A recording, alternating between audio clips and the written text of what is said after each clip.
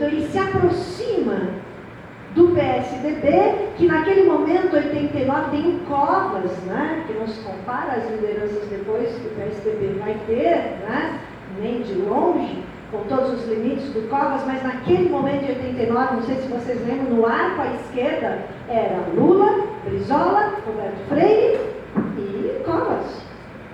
Se este leque tivesse se reunido, sem Lula à frente, que era a única forma de fazer essa aliança, porque sempre o PT quer nada desta aliança e sim a outra aliança que depois foi implementada, esse setor, para somar os votos, já ganharia da direita naquele momento. E o Collor ganha. Então veja, o Jaguaribe acaba, entre aspas, não se importando que as diretas já perdem, porque para ele, mesmo que não sejam diretas, o governo pode ser forte e autoritário, porém legítimo. E o governo Sarney tinha uma legitimidade. Sarney ouviu Jaguaribe? De jeito nenhum. Ele é aquele iluminista burguês que ninguém quer ouvir, porque ele não vai propor a dependência associada. Sarney.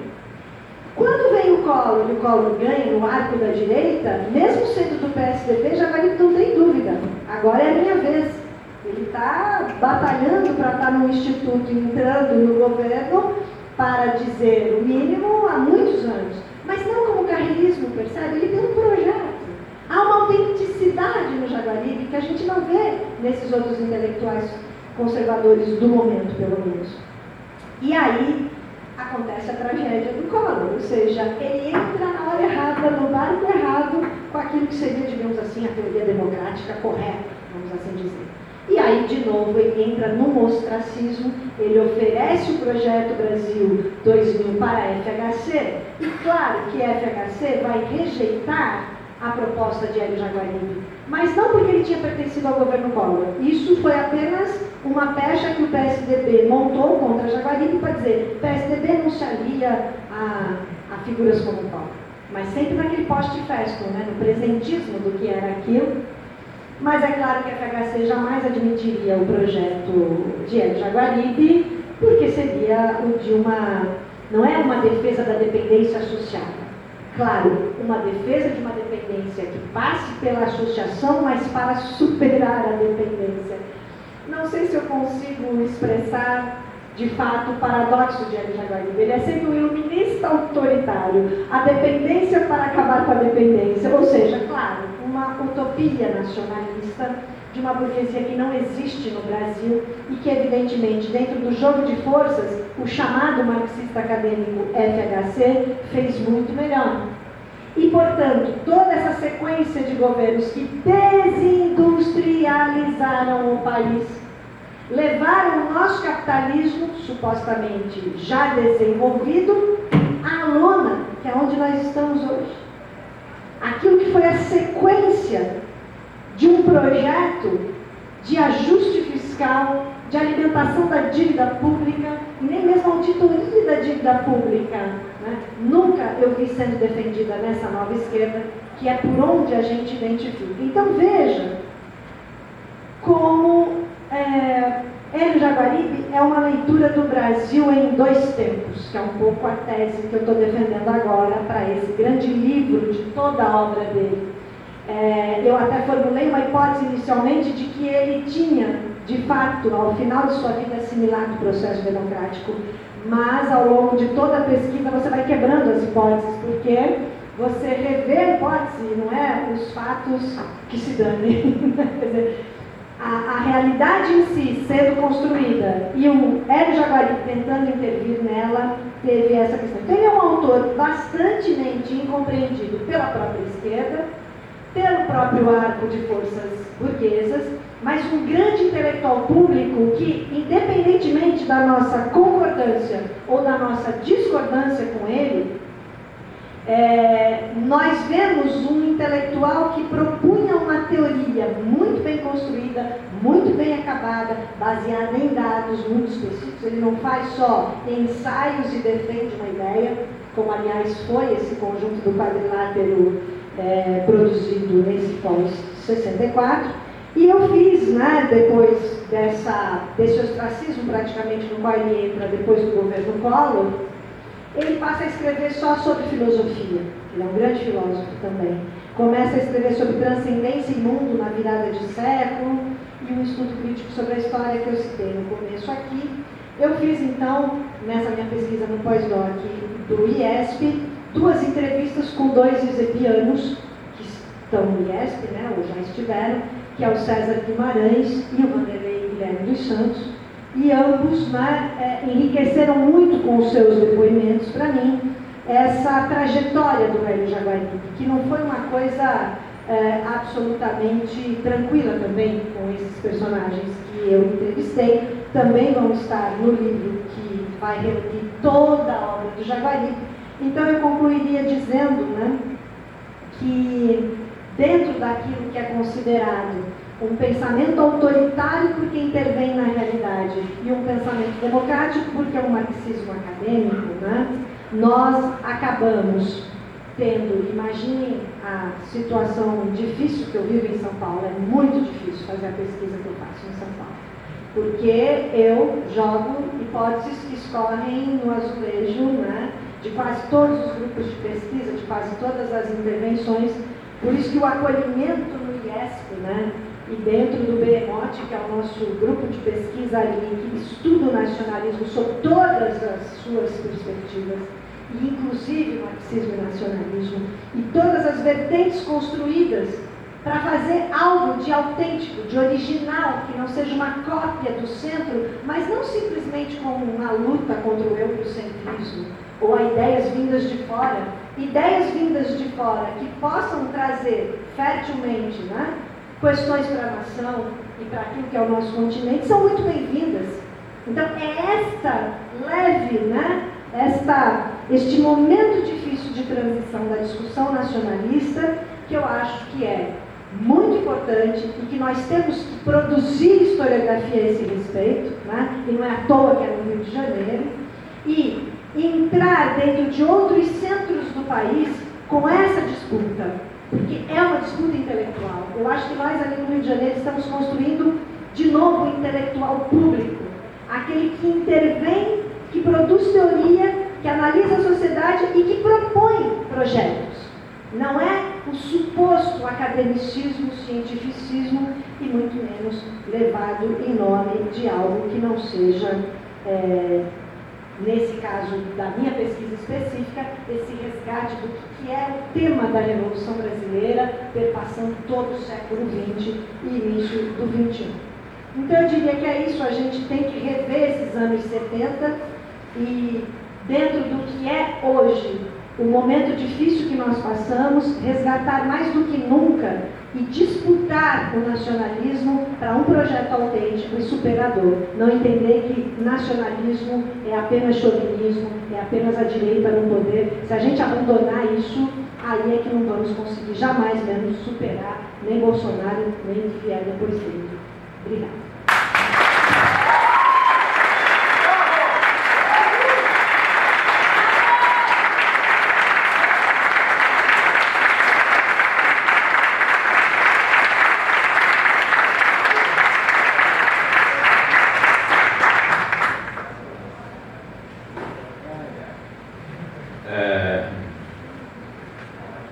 A palavra passa para o lado de lá. Cristiano. Vamos lá. Posso? Claro. Eu até tomei umas notas aqui. Eu estava atrás escondido, mas comecei a ficar um pouco empolgado. Como está sendo gravado, é melhor que você fale no telefone. Alô? Dá tempo sim. Artigas, ali ó. E você também veio? Coisa boa. Eu queria só fazer um testemunho e fazer um comentário sobre a conferência da professora Angélica Lovato, que me diz muito respeito, eu sou completamente parcial, vou dizer. Mas eu queria contar um pouco do contexto geral da pesquisa dela. Eu me lembro que foi uma BCP em Brasília, não sei que ano foi esse, você deve lembrar melhor que eu, mas era uma BCP e veio a professora Angélica Lovato, bonita como ela, a figura, enfim, presente e tal. Eu tinha acabado de falar alguma bobagem das coisas que eu digo, e aí aparece ela e diz assim, eu queria conversar com você, eu sou o professor Angélica Lovato. Eu disse, aí levantei e disse, foi você que escreveu aquele livro sobre Hélio Jaguaribe? Aí ela respondeu, dizendo, então foi você que leu. Assim, tipo, é a única pessoa do mundo que leu. Ela publicou. Você foi exatamente eu que tinha lido, né? Eu fiquei maravilhado, porque eu achava que o Hélio Jaguaribe era um cara muito injustiçado. Ele estava vivo ainda, né? Bom, ele estava morto já, mas ele estava vivo ainda, fisicamente.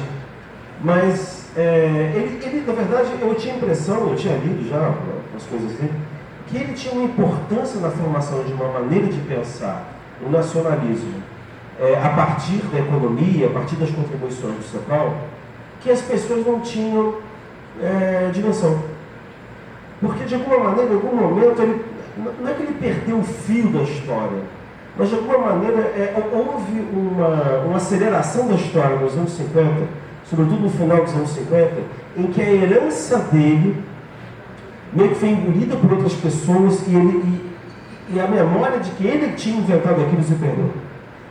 Então eu estava comentando isso com os alunos meus assim, por exemplo, o sujeito hoje recebeu um e-mail assim, engraçado, dizendo o seguinte, assim, perguntando também, você publicou um artigo sobre Guerreiro Ramos, então queremos saber qual é a importância que Guerreiro Ramos tem hoje, não sei o que, blá blá blá. Eu disse, caraca, é impossível entender o Guerreiro Ramos sem entender o Hélio Jaguaribe. É impossível também entender, em certa medida, Nosso Garante Sodré sem Hélio Jaguaribe. É impossível entender o Zé inteiro sem Hélio Jaguaribe. Entendeu? Então, assim, por que Hélio Jaguaribe ficou meio escondido? Ele ficou meio escondido porque ele não falou a linguagem do marxismo. Naquela época, o que falar a linguagem do marxismo era uma coisa essencial para você conseguir ter inteligibilidade no mundo acadêmico. Quer dizer, ele fez o contrário do que fez Fernando Henrique, que nunca foi marxista, mas falou a linguagem do marxismo, e aí ele foi entendido e interpelado por todo mundo. Né? Então, eu acho que acontece com o Hélio Jaguaribe algo que aconteceu com outros autores.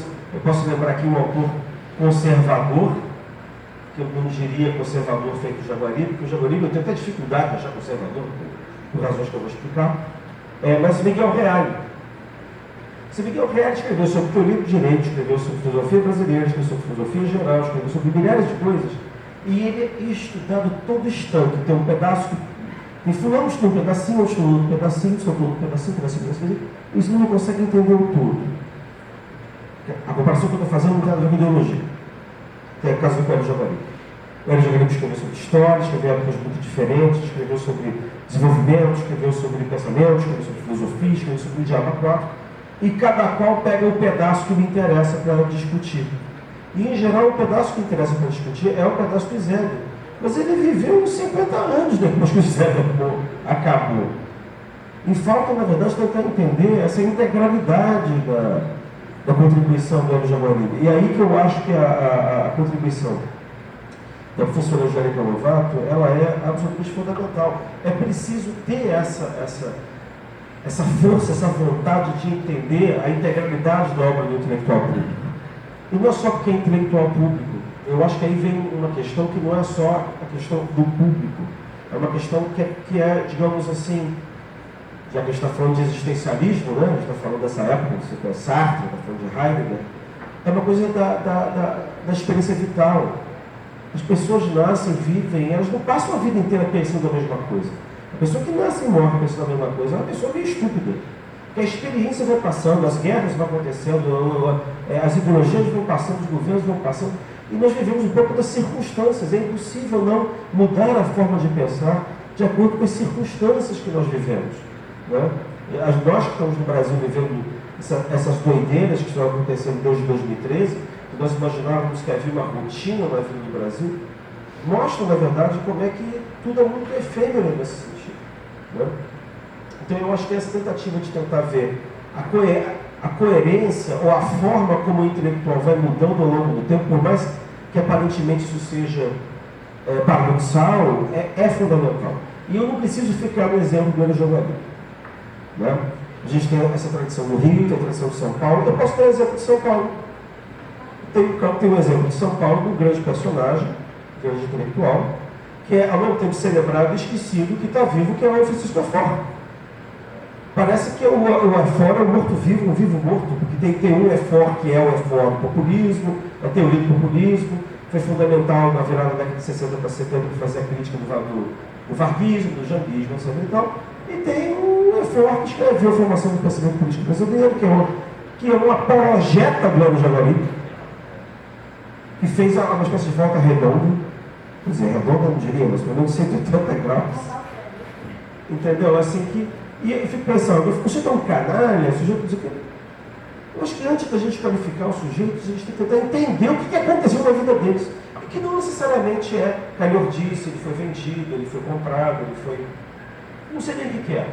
E a única maneira de entender é entender a trajetória toda. Eu acho que esse é o mérito da pesquisa da professora Angélica Lovato. Tá? Outra coisa que eu acho fundamental nisso é o seguinte: eu estive no velório do Jaguaribe. O Jaguaribe foi velado há 1 mês e meio, 2 meses atrás, na Academia Brasileira de Letras. E você pode imaginar que havia grandes figuras na tradição da vida presidente, no caso, havia até, enfim, não tinha ninguém. Não tinha ninguém, porque, enfim, não porque você se entra na academia quando você já está esquecido. E aí tem aquela piada do Melor, né? Diz que a Academia Brasileira de Letras é formada por 39 membros efetivos e um morto rotativo. Né? Nessa ocasião, o morto era o Hélio Jaguaribe. E não tinha ninguém, porque na verdade a importância, ele viveu demais para além da importância pública que ele teve. O grande tempo da importância pública que ele teve foi realmente o tempo do governo de Juscelino Kubitschek.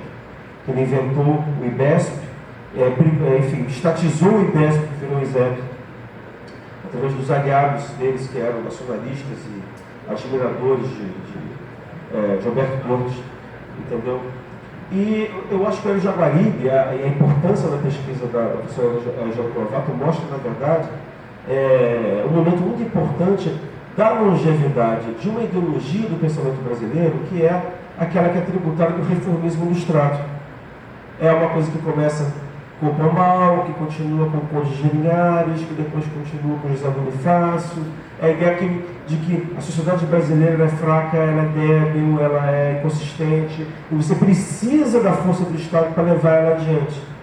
Eu estava conversando com isso com alguém outro dia, e foi ontem à noite, e foi a coisa mais cômica do mundo.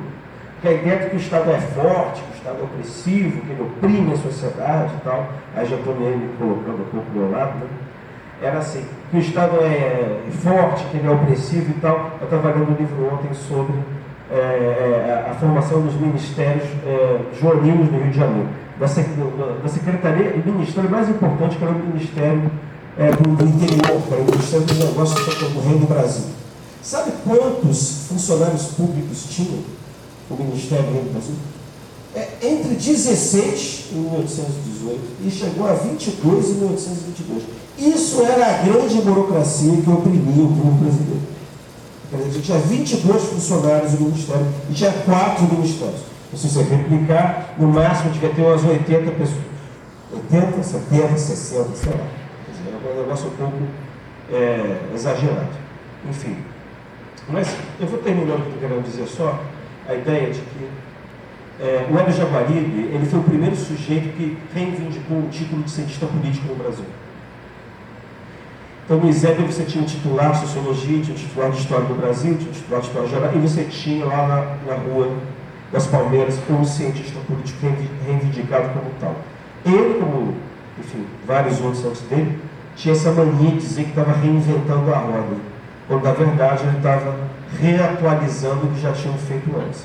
Então, refazendo o que a Oliveira Viana, o Alberto Torres tinham feito antes, usando a linguagem da economia que havia sido aportada pela CEPAL e por Celso Furtado. Né? Mas quando a gente vê o texto básico dele a respeito por uma política de desenvolvimento, a gente vê que tem um mundo que nasce dali. Tem um mundo que nasce dali. E isso é que me deixa um pouco triste, quando eu lembro daquele pobre velho, o aspecto de cera, deitado no caixão, cercado só de 3 filhas e de outras múmias, tipo o Cândido Mendes, que estava ali já amparado por alguém, entendeu? Quer dizer, que alguém que deu uma contribuição grande ao país, em termos intelectuais, e que ao longo do tempo foi sendo, não digo abandonado, né? Porque a vida é muito múltipla e muito complexa, né? Ele esteve junto com outras pessoas, mas enfim, outros que estavam junto deles depois acham que ele fica reacionário, que ele fica conservador, reivindica sem reivindicar. Mas eu acho que a morte, ela termina tudo, né?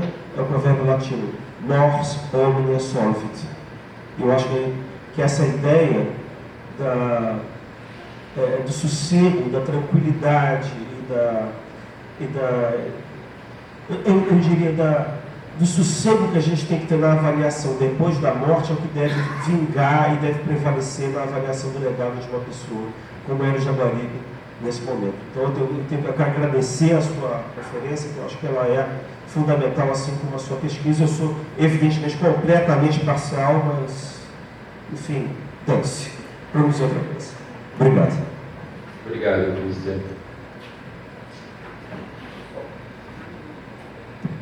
Só queria fazer uma mínima observação. Quando nós estávamos planejando esse evento, eu sugeri para a Angélica essa conferência, né, com o título O Legado de Hélio Jaguaribe. E aí ela me fez uma contraproposta. Ela falou, vamos mudar, vamos botar o legado do cientista político Hélio Jaguaribe. E é isso que ficou no programa, se vocês podem ver. E essa mudança deixa muito claro exatamente essa discussão que o Cristian levanta. Próximo.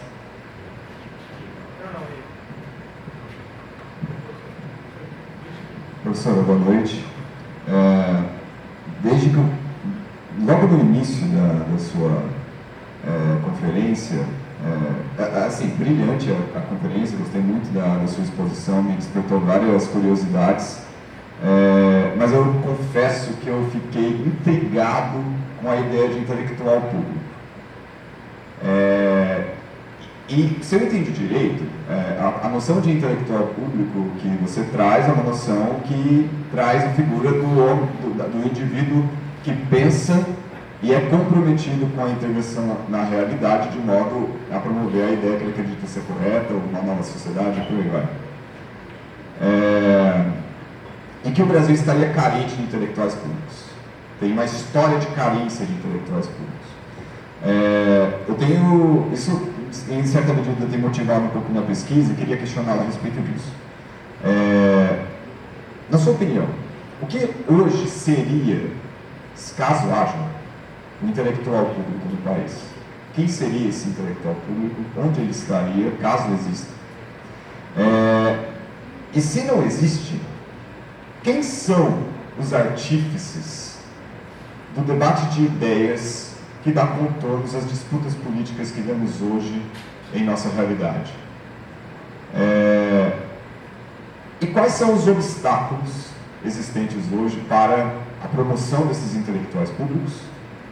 E como superar esses obstáculos? É isso.